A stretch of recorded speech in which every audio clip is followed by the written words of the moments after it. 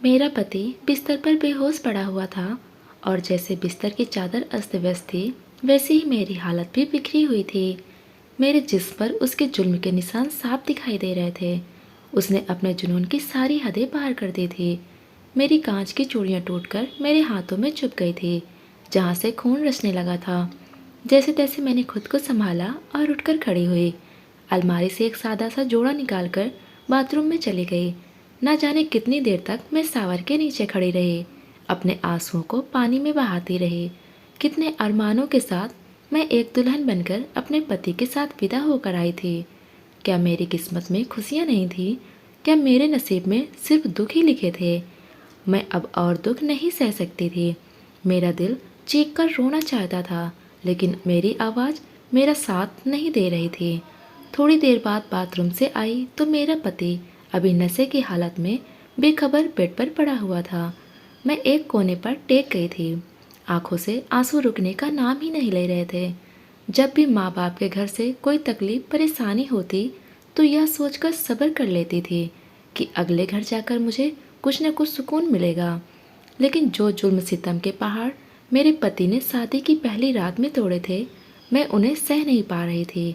ऐसे ही जुल्म मेरे पापा मेरी माँ पर करते थे और मैं सोचती थी कि मेरी माँ कैसे मेरे पापा के जुल्मों सितम को सह लेती हैं और इतने जुल्मों सितम सहने के बाद आज भी जिंदा हैं।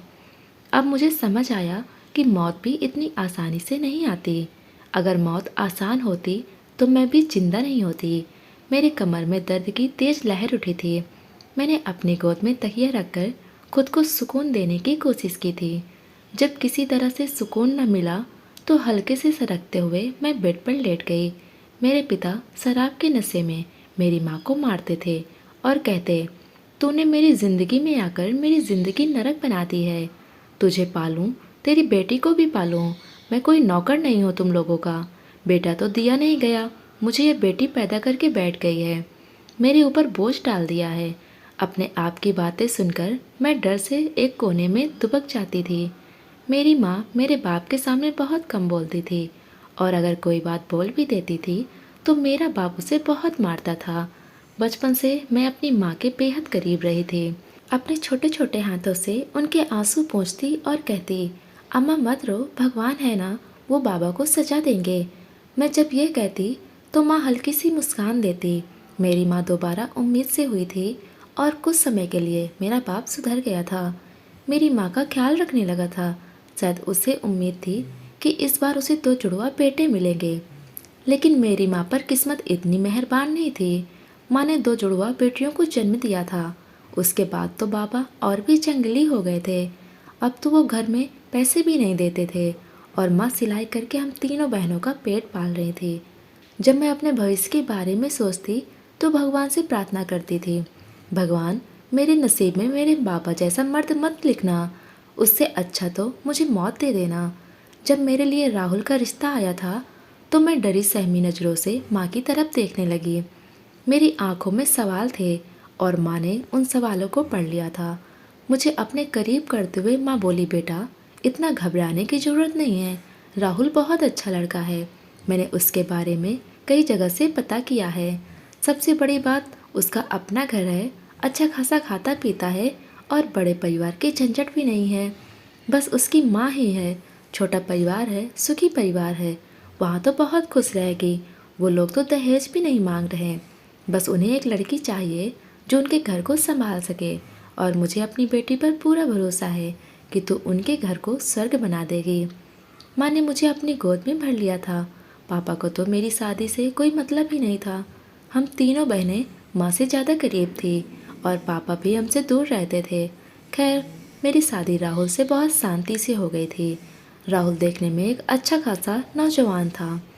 उसे देखकर मेरे दिल में एक हल्की सी खुशी महसूस हुई थी, जैसे भगवान ने आखिरकार मेरे नसीब में भी कुछ अच्छा लिखा है। मैं खुशी खुशी विदा होकर राहुल के 2 कमरों के मकान में आ गई थी। ये लोग बहुत अमीर नहीं थे, लेकिन हाँ खाते पीते थे, अपना मकान था और राहुल की नौकरी भी ठीक ठाक थी।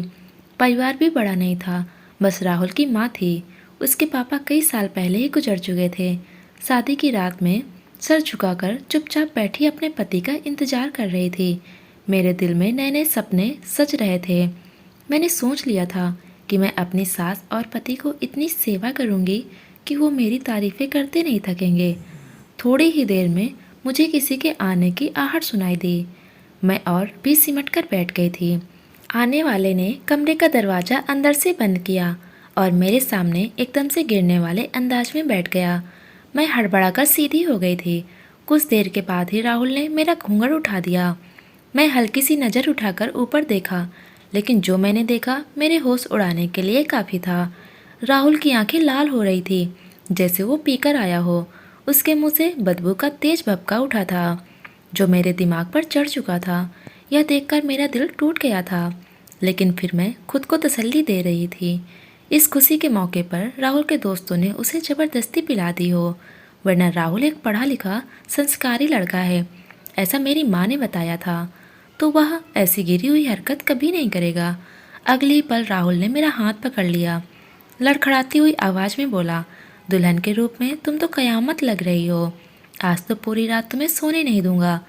उसकी आवाज़ उसका साथ नहीं दे रही थी। मेरी आंखों में थोड़ी डर भी सिमट आया था। अगले ही पल राहुल ने आगे बढ़कर मेरी ज्वेलरी उतारनी शुरू कर दी थी। वह जिस अंदाज से मेरी ज्वेलरी उतार रहा था, मुझे तकलीफ़ हो रही थी।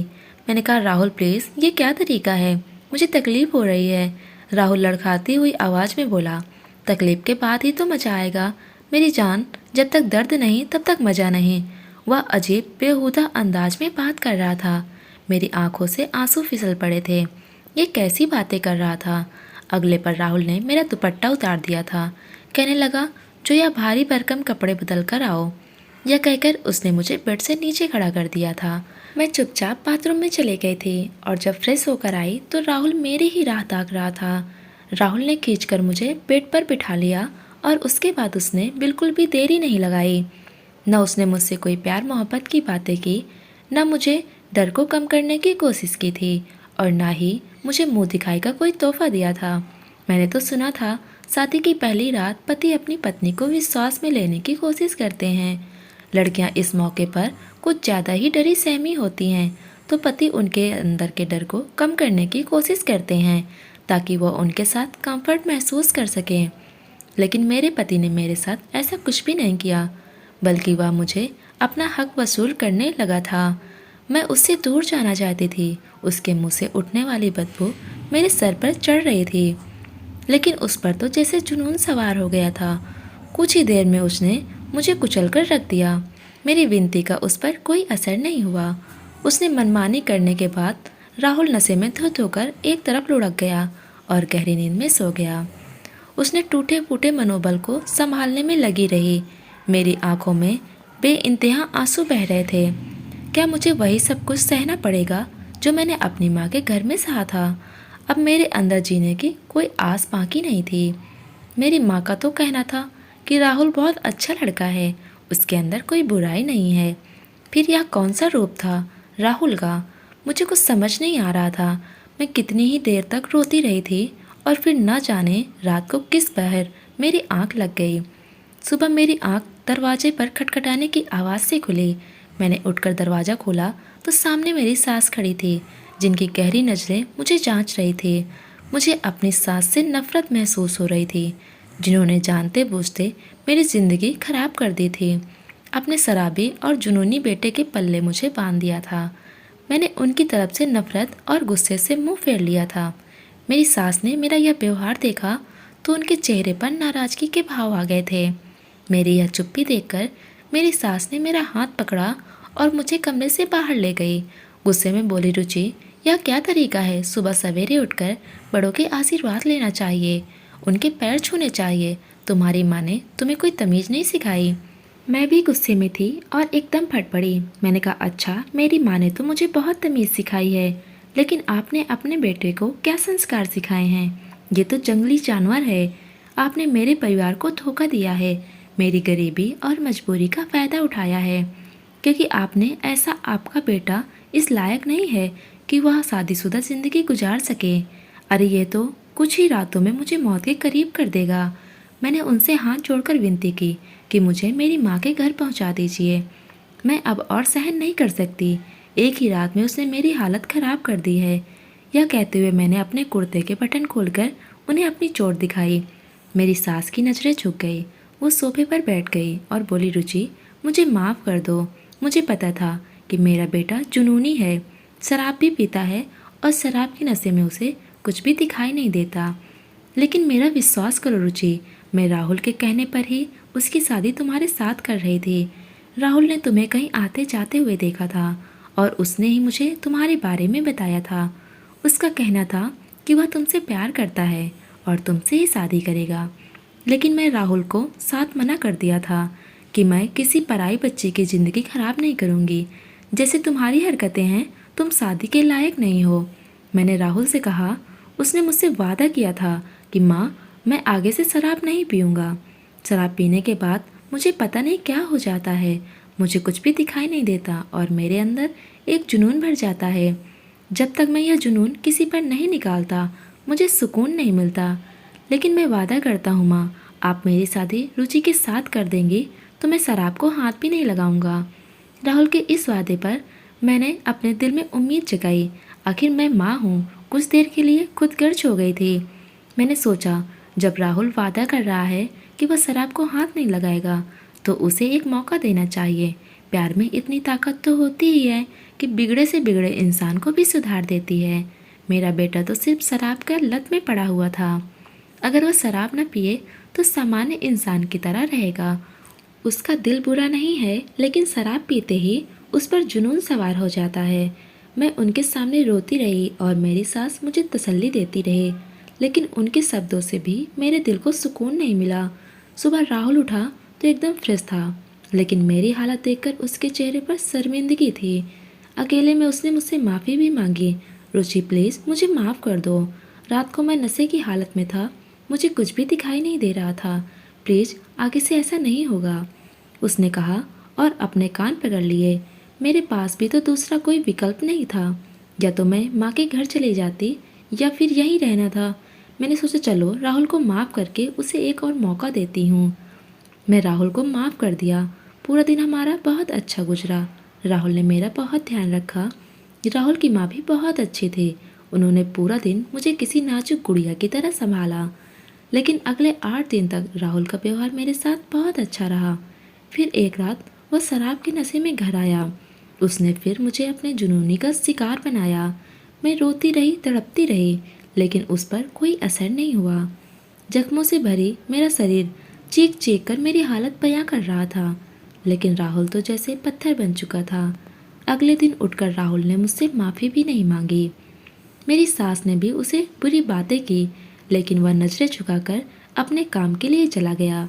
लेकिन अब उसका यह रोज का रूटीन बन गया था। राहुल की माँ भी अब शर्मिंदा थी। उनकी आंखों में मेरे लिए खेद था। हालांकि राहुल की माँ मेरा बहुत ख्याल रखती थी, लेकिन राहुल के व्यवहार की वजह से वह भी परेशान थी। और फिर भगवान ने मुझे खुशखबरी दे दी। इस हालत में भी राहुल मुझे अपने जुनून का शिकार बनाने से नहीं चूकता। मैं हाथ जोड़कर विनती करती, राहुल आप तो मुझ पर दया करो। हमारे बच्चे की ज़िंदगी का सवाल है। लेकिन वह नशे की हालत में कुछ भी सोचने समझने की क्षमता खो चुका था। जब मैंने एक बेटी को जन्म दिया तो मैं अस्पताल में ही सोच लिया था कि मैं अपनी बेटी को अपनी जैसी ज़िंदगी नहीं दूंगी।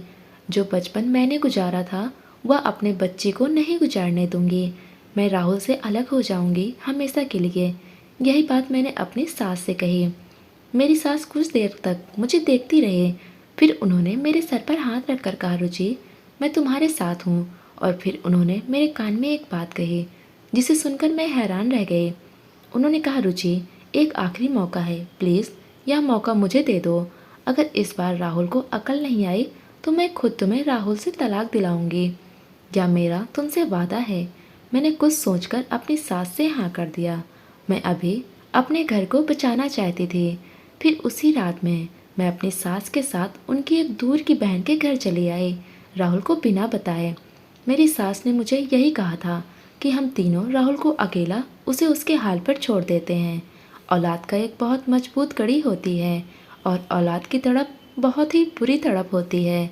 जब राहुल को उसकी बच्ची से दूर रखा जाएगा तो हो सकता है वह सही राह पर वापस लौट आए। और मैं भी अपनी सास की बात मान गई थी। अपनी शादीशुदा ज़िंदगी को बचाने के लिए मैं एक मौका देना चाहती थी। उसे यह खबर कर दी गई कि उसके घर एक बेटी ने जन्म लिया है। उसी दिन वह बहुत खुश था। ऑफिस से जल्दी जल्दी वह अस्पताल जा रहा था, लेकिन उससे पहले ही हम सास बहू अपनी बच्ची के साथ अस्पताल से निकल चुके थे। हमें नहीं पता था उसके बाद राहुल का क्या हुआ। उसने हमें ढूंढा या नहीं ढूंढा, लेकिन मैं और मेरी सास बच्ची के साथ मौसी के घर आ गए थे। सरला मौसी गांव में रहती थी। उनके पति नहीं थे और बच्चे शादी करके विदेश में बस गए थे। जमीन से उनके घर का खर्च चल रहा था और उन्होंने खुशी खुशी हमारा स्वागत किया। यहाँ आकर मुझे थोड़ा सुकून मिला था। मैं अपने बच्चे की परवरिश में लग गई थी। सरला मौसी बिल्कुल मेरी माँ की तरह थी। मेरा बहुत देखभाल करती थी। मेरी सास कभी कभी अपने बेटे राहुल को याद करती थी। मुझे भी कभी कभी उसकी याद आती थी। कुछ भी हो, वो मेरी बच्ची का बाप था। हालांकि जब तक राहुल शराब के नशे में नहीं होता, वह मेरा ख्याल रखता था, मुझसे प्यार भी करता था। मेरी बच्ची 1 साल की हो चुकी थी। एक दिन उसे बुखार हुआ और गांव के डॉक्टर ने उसका बुखार नहीं उतर रहा था। मैं अपनी सास को लेकर उसे शहर चली गई। मैं बाहर बैठी अपने नंबर का इंतजार कर रही थी कि डॉक्टर ने मेरी बच्ची का नाम लेकर पुकारा। अपने नंबर आने पर मैं डॉक्टर के पास अपने बच्चे को लेकर गई थी। जब अंदर डॉक्टर के पास से दिखाकर बाहर निकली तो मेरी सांस अटक गई थी। सामने ही राहुल अपनी माँ के कदमों में बैठा हुआ था और मेरी सास चुपचाप खामोश बैठी हुई थी। राहुल रो रो कर कह रहा था, माँ मुझे माफ़ कर दो, आप लोग मुझे छोड़कर कहाँ चले गए थे। आपको पता नहीं है, आपके जाने के बाद मैं कितना तड़पा हूँ, कितना रोया हूँ। मेरी गलतियों को माफ़ कर देना। मैं आप लोगों के बिना नहीं जी सकता। मुझे मेरी बच्ची से मिलना है। मुझे मेरी बच्ची से दूर मत करो। जबकि मेरी सास ने खुद को दूर कर लिया।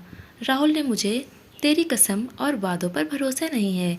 कितने विश्वास के साथ मैंने तेरी शादी रुचि के साथ की थी कि शायद तू बदल जाएगा, लेकिन नहीं, अभी तेरी वही हरकतें हैं।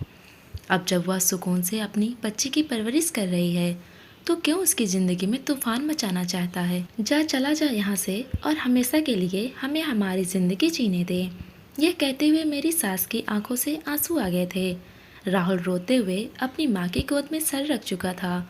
मेरा विश्वास करें, मुझे मेरी बच्ची से मिला दे। मुझे अपनी बेटी से दूर मत करो माँ। मैं उसका बाप हूँ। मैं कैसे उससे दूर रह सकता हूँ। आपने तो उसकी एक झलक भी नहीं देखने दी। कोई इतना जुल्म कैसे कर सकता है। जब से आप लोग मुझे छोड़कर गए हैं, मैंने सब गलत काम छोड़ दिए हैं। शराब को हाथ तक नहीं लगाया। राहुल के गिरते आंसू मेरे दिल पर गिरते महसूस हो रहे थे। मैंने आज पहली बार राहुल को रोते हुए देखा था। मैं इतनी निर्दयी नहीं हो सकती थी कि एक बाप को उसकी बेटी से ना मिलने दूं। चुपचाप आगे बढ़कर मैंने अपनी बेटी को राहुल की गोद में दे दिया। राहुल कितनी ही देर तक मुझे और अपनी बेटी को देखता रहा, जैसे उसे विश्वास ना हो। उसके हाथ हल्के हल्के कांप रहे थे। अगले ही पल उसने अपनी बेटी को अपने सीने से लगा लिया और उसे बेइंतहा चूमने लगा। मेरी आंखों में भी आंसू आ गए थे। मैंने जो किया वह गलत था, लेकिन वह मेरी मजबूरी थी। अगर मैं राहुल को उसकी बच्ची से अलग न करती तो शायद उसे कभी एहसास नहीं होता कि बच्चों की तड़प कितनी गहरी होती है। आज यही तड़प उसके दिल को बदलने में मददगार साबित हुई थी। राहुल मुझसे माफ़ी मांगने लगा, प्लीज़ रुचि, मुझे माफ़ कर दो। मैं गलत संगत में पड़ गया था। मेरे दोस्त मुझे ज़बरदस्ती पिलाते थे और पीने के बाद तो मैं जुनूनी हो जाता था। मैंने सब दोस्तियां तोड़ दी हैं। मैंने कहा, ठीक है राहुल, मैं तुम्हें एक मौका देना चाहती हूँ। मैं राहुल के साथ घर लौट आई। इस बार राहुल सच में बदल गया था। वह मेरा, मेरी बेटी और अपनी माँ का बहुत अच्छे से ख्याल रखने लगा था। शराब पीना भी छोड़ दिया था। मुझे कोई तकलीफ भी नहीं देता था। बच्चे पति पत्नी के रिश्ते को मजबूत कर देते हैं। औलाद का गम सबसे बड़ा गम होता है। जब राहुल को लगा कि उसकी औलाद उससे छिन गई है तो उसने खुद को बदल लिया था। राहुल अब एक अच्छा इंसान बन चुका था। उसने मेरी दोनों बहनों की शादी भी अपने बलबूते पर कराई और मेरी दोनों बहनें अपने अपने घर में खुशी से रह रही हैं। और आज मैं भी अपने परिवार में खुशी खुशी ज़िंदगी गुजार रही हूँ। दोस्तों, उम्मीद करते हैं आज की कहानी आपको पसंद आई होगी। पसंद आई हो तो वीडियो को लाइक करें। चैनल पर नए हो तो चैनल को सब्सक्राइब करें। धन्यवाद दोस्तों।